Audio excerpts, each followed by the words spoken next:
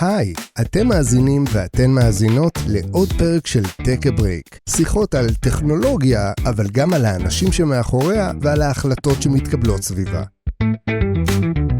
בוקר טוב, מה שלומך קובי? בוקר טוב, מה העניינים? כיף להיות. אז ברוך הבא לפודקאסט שלנו שנקרא Take a Break. האמת היא שהאירועים של הימים האחרונים קצת עושים לי שמח, קצת רגיעה באווירה, זה אומר שאפשר לשלוף אותך מהעשייה היומיומית שלך לאיזה חצי שעה 40 דקות. זה פינג פונג, אתה יודע, הכל זמני פה. אנחנו לא זמני. יודעים, כאילו זה... איך הג'ינג'י מתעורר בבוקר, ככה אנחנו גם מנהלים מדינה שלמה אחרי זה. נכון, אז זה בדיוק השאלות שאנחנו נדבר עליהן בהמשך הדרך. אז אני מאוד מאוד שמח שהצלחנו ככה לנצל את המלחמה, את האווירה הזאת בין האירועים, כדי לשוחח קצת ולראות, קצת להבין קצת יותר את העשייה שלך, קצת להבין מי אתה קובי, כבן אדם. אז משתתף איתנו קובי, נוח, מנמ"ר עיריית רמת גן. אז שוב בוקר טוב ותודה רבה שהצטרפת. כיף להיות, לגמרי. אז נתחיל ככה להתחמם, שאלות ככה. אני לוקח את תפקיד המנמ"ר מלפני פעם, לפני הרבה מאוד שנים, ומנמ"ר נתפס בין האנשים בתור זה שאחראי על הברזלים, בתור זה שאחראי על התשתיות, ובזה נגמר הסיפור. ככה זה נתפס פעם. איך זה נתפס היום? תראה, אני אתחיל אפילו דווקא מהסוף, ברמה הזאת הייתי בפאנל, ובפאנל עצמו, הייתה שאלה דומה. מתוך הדבר הזה, אני יכול להגיד היום, ואנחנו בחברת אסקיולינג, שמגייסת אנשים, שנמצאת באקוסיסטם של הרבה חברות היום, גם ברמת הגיוסים ואנשים שעובדים איתמה. אני יכול להגיד לך שהיום המנמ"ר הופך להיות ב-2026 סוג של מנהל משאבי אנוש. ומה הכוונה פה בעצם? אנחנו הרבה תפקידים והרבה דברים הופכים להיות אוטומטיים, הופכים להיות סוכנים, הופכים להיות בעצם בוטים, הופכים להיות, אם ניקח בכמה ורטיקלים את הבוטים הקוליים, את הצ'אטים, אם אנחנו ניקח את העבודות הרובוטיות שחוזרות בעולמות ה-RPA, אם ניקח משימות מה שנקרא קלוד קודים למיניהם, ואם ניקח בכלל בחברות תוכנה, שניקח גם את נושא של הווייב קוד, ובכלל, או נו קוד, אתה מתחיל להבין שאותו מנמ"ר, הוא כבר הופך להיות, הוא אחראי על כל האופרציה שציינתי מקודם. זאת אומרת, אם תיקח כמות עובדים, שמדברים בתוך העולם הזה, אתה מבין שב-2026, המנמ"ר הוא סוג של מנהל משאבי אנוש. אמנם הוא יכול להיות שהוא וירטואלי, אבל החשיבות שלו, העסקית, הופכת להיות דרמטית. אגב, כי הוא אקספוננציאלית, יכול גם לגדול. טוב, עובד הדבר הזה, בוא נמשיך ונגדיל את זה. זאת אומרת, הוא לא צריך לעבור, ולבוא ולגייס ולראיין, הוא פשוט משכפל, מגדיר סקילים, שזה הופך להיות תפיסה אחרת לגמרי בעולם העסקי שאנחנו מכירים. בטח כשאנחנו יושבים כאן שתינו באחד החברות הגדולות המובילות בעולם ה-HRי, העולם נקרא לזה הייעוצי ובכלל כאילו. וזה דורש ממנמ"ר שלפחות בארגונים מתקדמים להיות פתוח לתוך הדברים האלה. וזה לא תמיד תופס את המנמ"רים הקלאסיים. כי אם אתה לא פתוח לתוך העולם הזה, של להבין ש-AI הוא חלק מהיום-יום שלך, ואתה לא מתקדם לתוך הדבר הזה, ומבין שאתה צריך למצוא את ההתנהלות, לראות איך אתה יודע להביא את ה-added value, כי זה added value בסך הכל, תבין, כאילו, אתה נשאר מאחור. אתה יודע, אני כל הזמן הסתכלתי על תפקיד של המנמ"ר, בהמשך לאפרופו השאלה ששאלתי מקודם. מנמ"ר עירייה היה בראייה שלי, אחד שנותן שירותים למחלקות הפנים ארגוניות שקמו בתוך זה, מחלקת השכר, מחלקת הרכש והמחלקות הנוספות. המלחמה של שנתיים וחצי האחרונות, פתחו לי את הראייה ואמרו שבעצם המנמ"ר לא אמור לתת שירותים רק למחלקות, הוא אמור לתת שירותים, כמה תושבים יש ברמת גן? 200,000. 200,000 תושבים מצפים שקובי נוח המנמ"ר ייתן להם שירות. תראה, תפיסתית, אני יכול להגיד לך שאם ניקח את העיר הקלאסית, שאנחנו מדברים עליה, כשבאו במשרד הפנים בשנות ה-70 והגדירו תפקידים שהם קריטיים בעולם של עיר, אז הגדירו מהנדס עיר. אמרו פשוט, בוא, אתה יודע, כמו מסלו כזה. בוא נגדיר שחינוך צריך. בתים בעיר, צריך לבנות, בונים. בוא נגדיר שצריך לשלם כסף, להגדיר, אז בוא נגדיר גזבר, וכמובן צריך מנהל האופרציה, נקרא לו המנכ"ל. הוא צריך להיות פה בתוך הדבר הזה. עכשיו, שאנחנו באים ואומרים, אלה התפקידים שגם היום נמצאים ב-2026, כתפקידים שהם כל רשות חייבת אותה.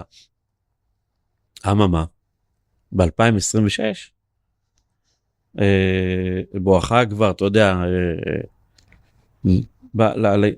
לקראת שנות בואכה 30, מה שנקרא, המנמ"ר הופך להיות כמעט בכל דבר. זאת אומרת, שאני יושב מול האגף שלי ונשב מול האנשים שלי, דמיינו לעצמכם יום אחד שאתם לא מגיעים לעבודה.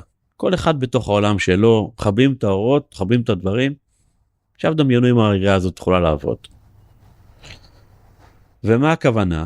זאת אומרת, אם תיקח כל אחד מהאגפים הקיימים, הקלאסיים שיש היום, כל אחד יש לו את המערכות שלו, את הדברים שלו, אין היום אפילו תיקח את עולמות ה-GIS. פעם היו לוקחים, בהנדסה של פעם לוקחים, היה חדר מפות. תוציא את החדר מפות הזה, ואת המפה הזו, פותחים ופורסים. היום זה חלק מתוך ה-GIS שאתה עושה אותו, וממנו לוקח את הנתונים, והיום זה גם בעולמות של תלת מימד, וראש עיר יכול לתכנן ולראות איפה נמצא הבניין שהוא רוצה להקים, או שבאים ומציגים לו איך הוא נראה הסביבה לפני, איך היא אחרי, איך זה נראה בתלת מימד, איך זה משתלב בסביבה. זה דברים שתיקח את העולמות של החינוך, בטח ברמת גן. ורק עכשיו אושר לנו בית ספר ברמת גן, שיקרא בית ספר אלפא. כולו מבוסס גוגל, הכל גוגל. הכל טכנולוגי, הכל מבוסס בינה מלאכותית. איפה זה יכול להיות היום בעולם של מנמ"ר, ועדיין מנמ"ר, למרות כל מה שציינתי ואני אומר, לא הפך להיות תפקיד סטטוטורי, קלאסי, שאמור להיות בכל עירייה. עכשיו, עזוב את זה שיש פה את ההיבטים של הבטחת מידע. כך מקרים של הלל יפה, או מקרים של שירביט, או מקרים כאלה שבהם, זה עיר שלא תוכל לתפקד. אתה סגרת עיר, בטח עיר מטרופולינית כמו רמת גן, שאם הייתה עוברת חס וחלילה, לא עושה נעים לעשות טוק על פוטפו על המיקרופון, אבל אם היא לא יכולה לתפקד, אין חינוך, אין הנדסה, המידע הזמין על התושבים, ואתה מכיר את זה מעולמות שלך, צביקה, בצד של אופיסופט, אי אפשר. ועדיין יש רוב הערים, וזה משהו שהוא נתון שלהם לך, אין להם מנמ"ר היום. ואין מנמ"ר, זה אומר שגם הנתונים הפרטיים, אין מי שיפקח ויגיד, רגע, צריך לשים מערכת כזאת, או מערכת כזאת, או לשמור על הדברים. זאת אומרת, זה, אני חושב, זאת אמירה חזקה, שהשביעי לאוקטובר של עולם העיריות בנושא הנתונים, בנושא מערכות המידע, נמצא בפינה. ואם לא יתעוררו מספיק מוקדם, ויגדירו סטטוטוריה בצד מערכות המידע, בשם כלשהו, תקרא לזה מנמ"ר, תקרא לזה whatever, זה שם. ואז, מה יקרה? אנחנו לומדים הרי בדיעבד את הדברים. אז התחילו לשפר, לשנות, ולקחת את הדברים כהווייתם. נושא מאוד מעניין שתם. 7 לאוקטובר זה היה אירוע בסוף, התחיל מאוד נקודתי. היה בעוטף, בסוף זה הלך למקומות נוספים במדינת ישראל, עמקה לביא, שאגת הארי, פה אנחנו נמצאים בנקודה, אתמול התבשרנו על איזשהו הסכם כזה או הסכם אחר. איפה זה אמור לפגוש את הערים? כי בסוף, הפיקוד העורף נקרא לזה, והעורף בכלל הישראלי, הוא היה הפך להיות גם חלק מהמלחמה. לא משנה איפה אתה נמצא גיאוגרפית, אם אתה איכשהו קשור למדינת ישראל, אתה תושפע בצורה כזאת או אחרת. ובאופן ישיר, זה בא לידי ביטוי באזור המוניציפלי. מערכת החינוך ומערכת הרווחה וכל המערכות הנוספות. מה עוד לא עושים היום? מה חסר? מה צריך לעשות עוד כדי שחס וחלילה יקרה עוד איזשהו אירוע, עיריית רמת גן תהיה יותר רדי, יותר מוכנה, יותר ערוכה, כדי לתת את המענה הנדרש לה. החוכמה היא להיות פרואקטיבי כל הזמן. אני חושב שאולי בזה אני לפחות בתפיסה שלי, כמנמ"ר שונה אולי מאחרים, זה לא לחשוב כאילו כשזה יקרה בתפיסה זה כשזה קורה. לא להגיד בעדה שזה יקרה, אני אתעורר. אלא אני בתפיסה שלי, גם ברמת הבטחת מידע, אומר, כשהדבר הזה יתפוס אותי, מה אני הולך לעשות. וזו תפיסה אחרת, כי להיות מוכן לתוך הדברים האלה. אמרת מלחמה, היום, בכללי ובראייה של תושב בעיר, הוא רואה את העיר שלו, כגורם שנותן לו את המעטפת שהוא צריך במלחמה, בקורונה, או בגלל, העיר תפסה בעצם שליטה, על החיי היום של התושב. האזרח, תושב, תקרא לזה איך שאתה רוצה נעימית, כאילו, אין לו בית, כי נפל עליו טיל, הוא פונה לעירייה, למרות שהוא אמור לפנות למס רכוש בעולם תקין, כמו שהיה פעם. זה אמור להיות תפיסתית, אם זה הביטחון האישי שלו. תמיד קודם כל יביאו לך את פקחי העירייה, או את האנשים של העירייה. זאת אומרת, ברמה הזאת, קודם כל, הצד העירוני הופך להיות מעטפת עיקרית של התושב והאזרח, בטח ב5 שנים האחרונות, פוסט הקורונה, או פוסט המקרים של המלחמות שאנחנו מציינים כרגע. מה אפשר לשפר ולהשתפר? אני חושב שתמיד אפשר להשתפר. מי שיגיד לך שהוא חי בצף על ים המלח ואומר הכל טוב עכשיו, אז הוא כנראה שהוא שוגה. הדינמיות הזאת חייבת להיות כל הזמן. אסור לשבת, אני חושב שמנמ"ר נכון, בתפיסה שלו, אם הוא עובד נכון, צריך להתעסק בחזון. אם הוא בונה את השכבות למטה בצורה נכונה, דהיינו שכבות הבטחת המידע שלו, ומביא את האנשים הנכונים, בונה את שכבת הפיתוח, בונה את כל הדברים בסוף, הוא מדווה דרך, וזה החזון שאמור לקחת את הדברים, לפחות ככה הדברים אצלי מתנהלים באגף. אני יורד לרזולוציות, אני נכנס לדברים, כמובן צריך לנהל את האופרציה, אבל עסוק בעיקר בלאן אני לוקח הלאה. ואיך אני רוצה להביא את העירייה בתפיסה שלי, תמיד בחזון של שנה, שנתיים, קדימה אני אומר שנה, שנתיים, ולא תוכנית אב, כי מי כמוך יודע של 3 שנים בעולם שלנו, זה 10 שנים, 15 שנים בתעשייה אחרת. קובי, לפני חצי שנה בערך, היה הטקס שמצטייני המחשוב, קובי ועיריית רמת גן, מככבים שם, לדעתי היה 28 או 27 פרסים שקיבלתם שם. 29, סליחה, לקחתי אחד, אני מחזיר חזרה. אבל אחד באמת הפרויקטים שלפחות אני שמעתי ישירות ממך, זה כל הנושא הזה של פנייה לאזרח מהגיל השלישי, לתקשר איתו תוך כדי מלחמה, כדי לראות מה זה, באמת פרויקט מאוד מאוד מרגש. ואני עכשיו שואל את השאלה מה שנקרא בתוך, איפה עובר הקו? איפה אתה בא ואתה אומר, האזור הזה יישאר אזור טכנולוגי, ומהנקודה הזאת ואילך צריך מה שנקרא להשאיר את האזור האנושי שיטפל בזה, אפרופו מהפכת ה-AI, איפה, עם כל כך הרבה ניסיון, כל כך הרבה אזורים, כל כך הרבה שיתוף של דאטה ומחלקות ותושבים, האם אתה רואה איזשהו קו מסוים שאתה אומר עד פה צריך להשאיר את זה אנושי? צריך להבין שגם בעיריית רמת גן, כנראה מודל 2050, יהיה עדיין את אותו איש תבורה שיפנה את ההשפעה. בוא נבין את הדברים הבסיסיים. אני חושב שעדיין יהיה המורה שילמד בבית הספר, ועדיין תפקידים שתמיד יהיו פה. אני חושב שהמטרה שלנו, היא לא להחליף אותם, אלא להפוך את שיטת העבודה ליעילה יותר, להפוך ולהביא את התפיסה שבאה ואומרת, אנחנו פה כדי לייעל ולעזור. אם זה ברמת התבורה, זה לדעת איפה צריך לנקות, ולא צריך לעבור על הכל, כי אתמול כבר ניקו פה.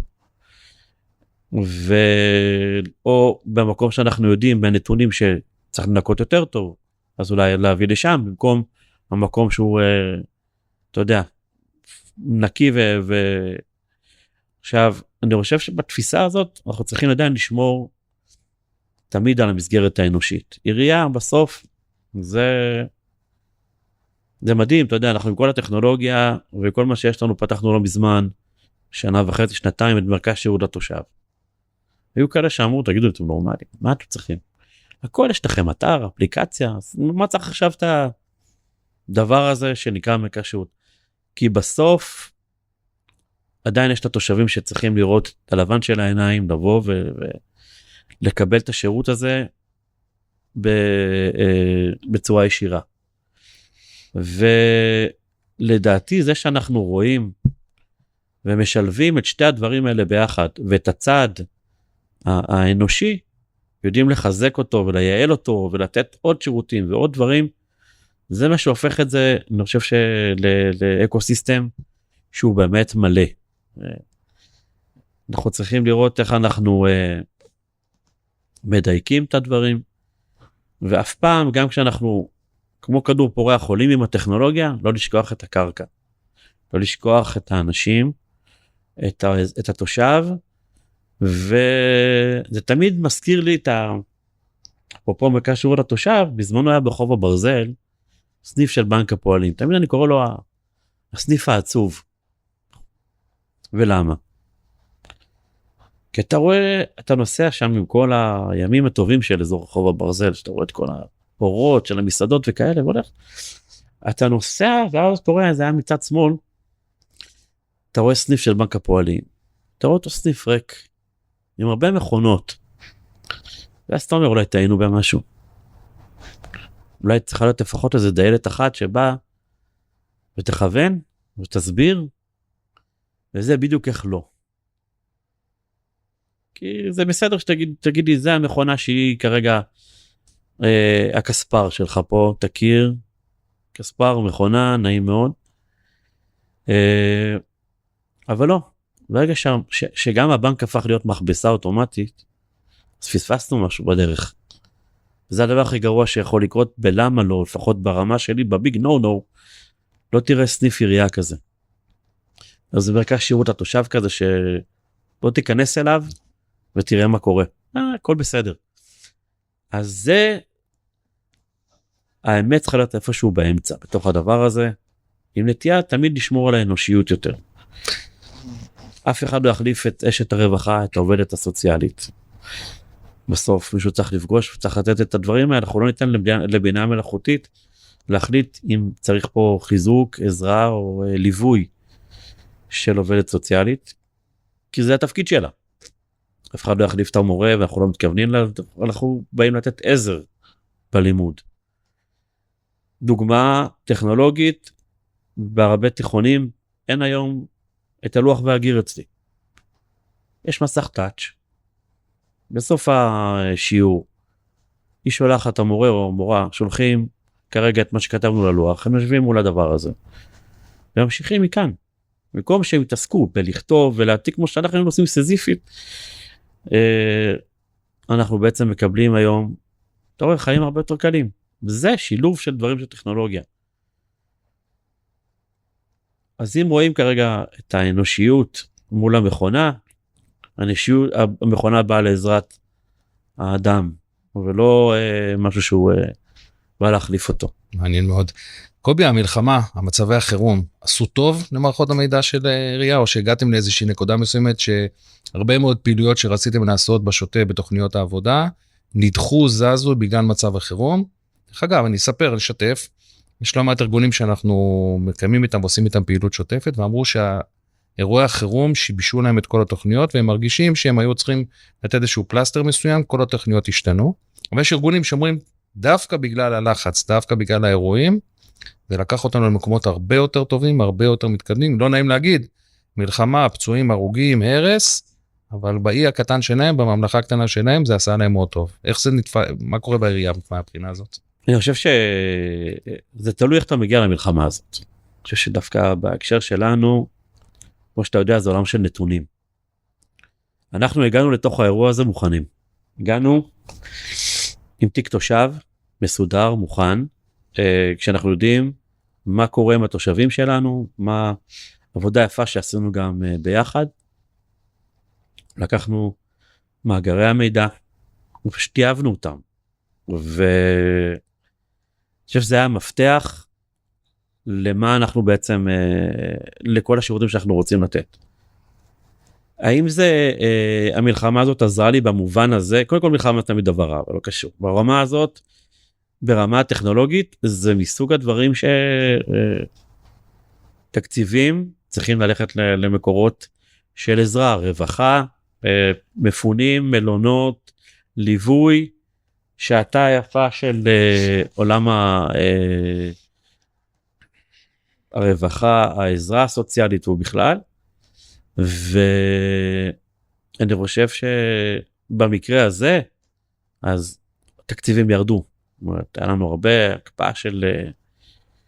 הקפאת תצורה כזאת או אחרת, כי כולם צריכים לבוא ולהיכנס מתחת לאלונקה כדי לחזק את המקומות האחרים. הרבה אנשים לא עבדו, לא עובדים, מילואימניקים, אין הכנסות, פוגע, בסוף זה הכל, אין בנייה, אין הכנסות מבנייה, אנשים לא עובדים בהכנסות מארנונה, בסוף כולנו צריכים להתכנס תחת הדבר הזה. אבל זה חידד מסביב את הצורך, את החשיבות, וזה התחיל עוד בקורונה. אם אנחנו פה, עוד טרום הקורונה, באים ואומרים, אני לא אשכח את זה, טוב, כי אני באתי עוד לפני זה מדיסקונט, ניהול פיתוח, וגם עוד לפני זה מחברות בינלאומיות, ששם היינו מתכתבים בינינו, אתה יודע, במסנג'ר של פעם, אני מולך והכל, לידך, ועוד היינו מתכתבים במסנג'ר, כאילו זה סוג העבודה. ב-2019 אני בא ואומר, נביא לעיריית המסנג'ר, בואו נתחיל לכתב למה כל הדבר הזה, או אפילו אני זוכר, העירייה היא גדולה, העיר היא גדולה. יש חלק מהמקומות שנמצאים אי שם במסובים, ויש כאלה פה ממש באזור הבורסה שבו אנחנו נמצאים כרגע. ובואו נעשה זום. זום מה? זה הייתה התשובה. כן. זום מה? ואתה בא ואומר, כן, ואז באבחה אחת הכל משתנה. אפשר לעשות פגישות וירטואליות, אפשר לעשות זה, כן, זה קיים, כאילו, זה ההתחלה של משהו, ואז מתחילים להבין את הטכנולוגיה לאט לאט. אחר כך מגיע השלב אירוע רודף אירוע, ואז מגיע השלב של 7 לאוקטובר, מלחמות, מבינים את הכוח של הטכנולוגיה, מבינים את הצורך של הנתונים, ובסוף הכל מתבסס על זה.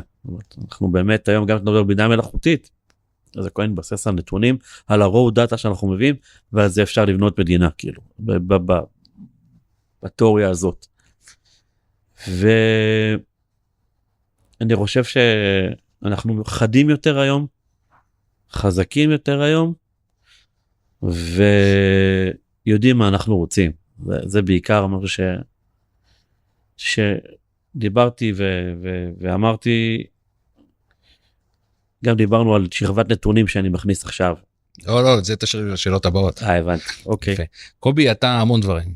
אתה עם היסטוריה טכנולוגית וקריירה מפוארת, איש משפחה, אזרח במדינת ישראל, וגם מנמ"ר של עיריית רמת גן, שזה כנראה אחת הערים המורכבות במדינת ישראל. האירועים של השנים האחרונות, התחלת לדבר על הקורונה, ואחרי זה המלחמה, וה7 באוקטובר, וכן הלאה וכן הלאה וכן הלאה. שים רגע בצד את כל התארים הנוספים של איש משפחה, אזרח וקריירה וכן הלאה. מה זה שינה אצלך כמנמ"ר? מה 2.5 האחרונות עשו אותך שונה? קודם כל זה דורש ממך להיות מדויק יותר, לכוון, ולקחת מקומות מסוימים ולהפוך אותם לאוטומטיים יותר, לייעל. תיקח את עולמות הבדיקות, הם יפכו להיות הרבה יותר אוטומטיים, זה לדעת להשקיע יותר בנתונים, ואיך אתה מייעל כל הזמן תהליך הנתונים.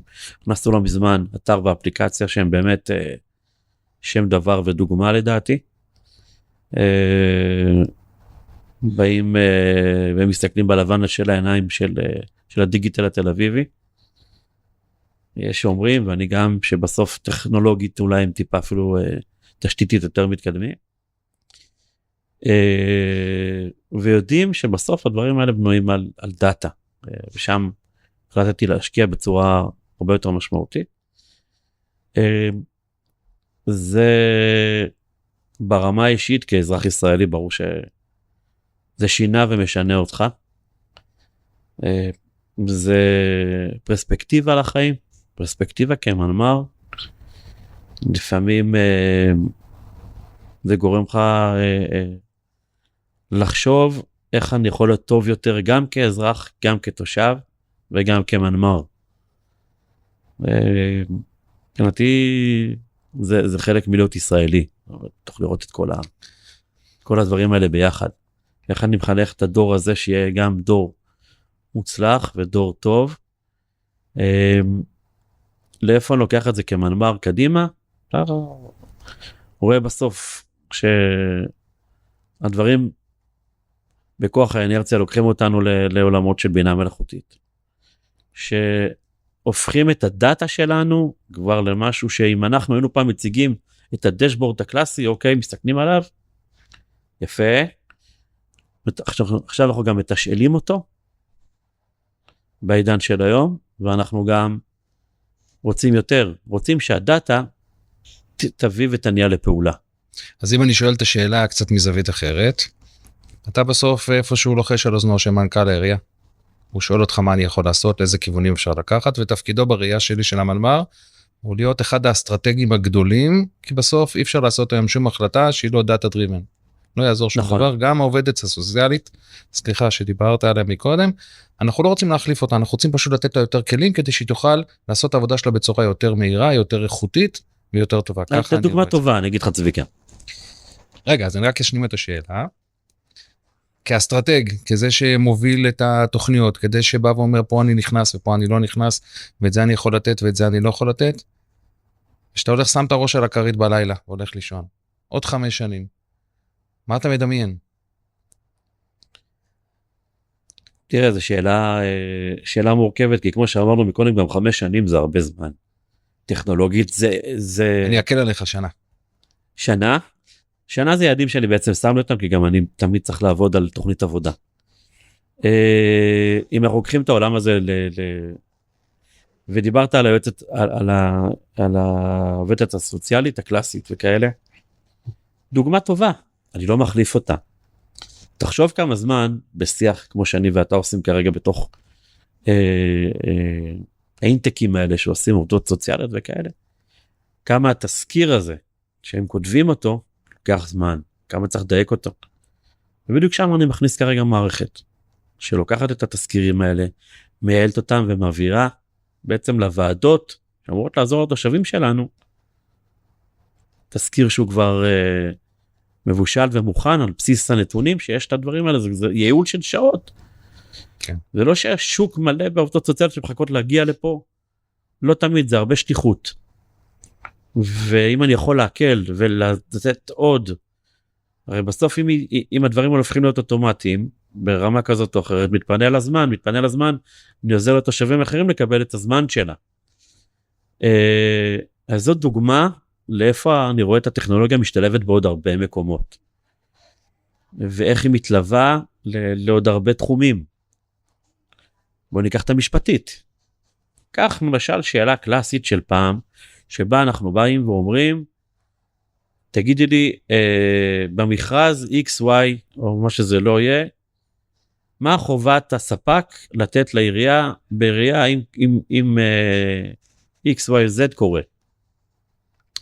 זאת שאלה שהייתה מפעילה סטאג'ר במשך יומיים, כדי לקבל את הסקירה הזאת. כנסתי מערכת היום, זה לוקח בדיוק 2 דקות. אז הבנו שבתוך הדברים האלה, אנחנו מוצאים ומייעלים.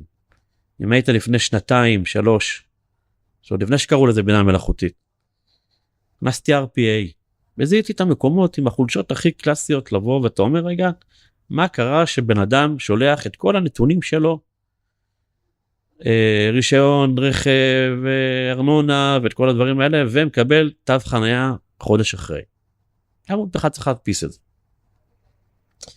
ואתה קולט שבעצם זה תהליך קלאסי, כי יש מישהי שיושבת שם, ובודקת את הרישיון רכב של צביקה, ורואה את הארנונה שלו, ורואה את כל הדברים האלה, ולפי זה, היא גם מחליטה בסוף עם צביקה, יקבל את החתימה הקלאסית, כמו שרואים בסרטים, ויקבל בסוף את תו חניה שלו.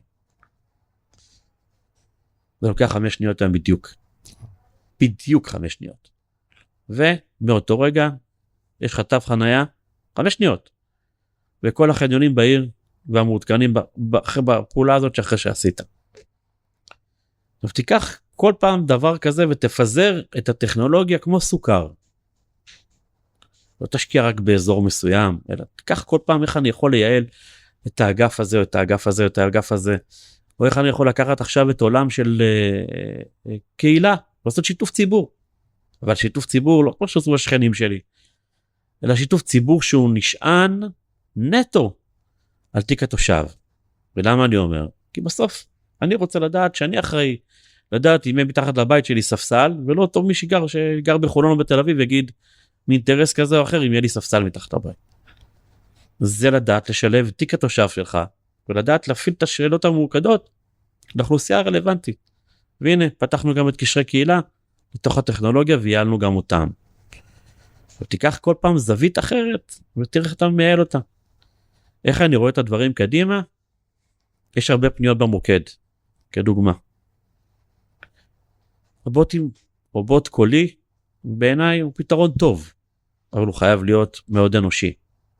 אני כרגע, וצוחקים עליי בבית, שאני כל הזמן שומע בוטים קוליים, ומדבר בודק עם עצמי, כאילו כל פעם, את אותה שאלה, אם השוכן מלמעלה מלכלך לי, ובכל, מה אני עושה, ומה ההבדל בין הפחים, ומה אני עושה. כי חשוב לי להביא משהו מדויק. כן. חשוב לי להביא משהו שהוא אנושי. אני כל כך מתעסק בראייה הזאת של מה שאני מחפש, שהוא יהיה הכי אנושי שיכול להיות. לא, נה, ומה יש לך להגיד עוד? ומה אתה רוצה עוד? כן. אלא אפילו את הטיקים הקטנים, את השיח הזה, או אפילו את הרעש של המוקד ברקע, כדי שתבין שאתה מדבר עם מישהו. זה חלק ממה שאני רואה, ואם נצליח לייעל, כי עוד הפעם, יגידו לך גם מהאנשים שפה בתוך החברה כאן, כמה קשה לגייס מוקדנים, ובטח להכשיר אותם. ואם אני יכול לבוא ולייעל לפחות 20-30% מהשיחות האלה, ולהוציא אותם בעולם האוטומטי, אבל באיכות נוחה, נעימה, טובה, עשיתי את שלי בהקשר הזה, לפחות בראייה של שנה קדימה. כמובן שאתה לא יכול להוריד את הרגל מהגז בשאר הדברים. וזה העולם של שלמן מאור פה, לפחות בעולם של עיר, הוא כל הזמן על הגלגל. אוי ואבוי אם הוא מפסיק, ובגלגל עוצר. כי סיכמנו ואמרנו את זה גם קודם, הכל פה טכנולוגיה. הכל פה טכנולוגיה, הוא אנושי והכל, אבל אמרנו, כמו שאני אומר, תחבו את האור, הרבה דברים פה ייתקעו, לא יעבדו. אתה רואה היום שאתה נכנס והכל מתנהל בפנקסים, כמו פעם, קלסרים. לא. אתה יודע, יש כאלה שאומרים שכבר לא צריך את הכיס בחולצה, כי כבר את הפנקסים. בדיוק. קובי, מה שכחתי לשאול אותך? מה פספסתי? אני חושב שזה את קובי האבא, או את קובי האיש המשפחה, כי בסוף הכל עובד בו ביחד. לא, עד עכשיו זה היה שאלות המקצועיות, אחרי זה נשאל עליך קרבה, אז עוד דקה, 2 מזמנך. אז בצד המקצועי אני מקווה שכיסינו, וכמובן, זה באמת תענוג כל הזדמנות שיש לראות עוד דבר ועוד צעד. אני לא אזרח רמת גן, אבל אנחנו מדברים לא מעט, ואנחנו חשופים ועושים עבודה משותפת, וכל פעם באמת נופלת לי הלסת מעוד פיצ'ר ועוד יכולת ועוד מוצר שעולה. באמת, לקחת את העירייה והבאת אותה באמת למקום שקשה לדמיין, באמת קשה לדמיין. כמו שאמרתי מקודם, אני לא יודע אם המלחמה דחפה את זה, או שהמלחמה הפריעה, אבל זה באמת דברים באמת מדהימים. זה ביד בעיקר. קובי, אני רוצה להגיד לך המון תודה. תמיד מעניין לשוחח איתך, תמיד מעניין להקשיב, לשמוע, לראות באיזה דרך חלוצית אתה לוקח את העירייה ואת המשימות, לראות את זה אפילו בטלוויזיה, באירועים שקרו לאורך הדרך, לראות איך עיריית רמת גן משתלטת, לצערנו גם היו כאן אירועים כאלה ואחרים. תמיד שמח לקבל, אפילו בתקופת הקורונה קיבלתי לך טלפון 3 דקות לפני כניסת שבת עם איזשהו נתון, ומצד אחד אמרתי וואלה, מה הוא רוצה ממני 3 דקות לפני כניסת שבת, ומצד לכיוון השני, על צאת שבת חזרתי לך מיד ואמרתי לך, בוא נפתור את הנושא הזה, כי זה באמת נותן איזושהי הרגשה של עשייה, וזה היה אצלי ככה בקטנה, אצלך זה נעשה בצורה יומיומית. אז כאזרח חשוב לי להודות לך. כחבר אני מאוד מאוד אשמח שניפגש שוב. לאו דווקא עם הקלטות מסביב, אבל נוכל ככה להסתנחן על דברים, לספר, לשתף, כי בסוף שהכל מתקדם לכולם הרבה יותר טוב. תמיד, בסוף אתה יודע, אתה יכול לעשות כברת דרך, אבל לבחרת השותפים שיעשו איתך את התהליכים האלה, זה יפה בתיאוריה, בסוף צריך את הפרקטיקה. שוב תודה רבה. תודה.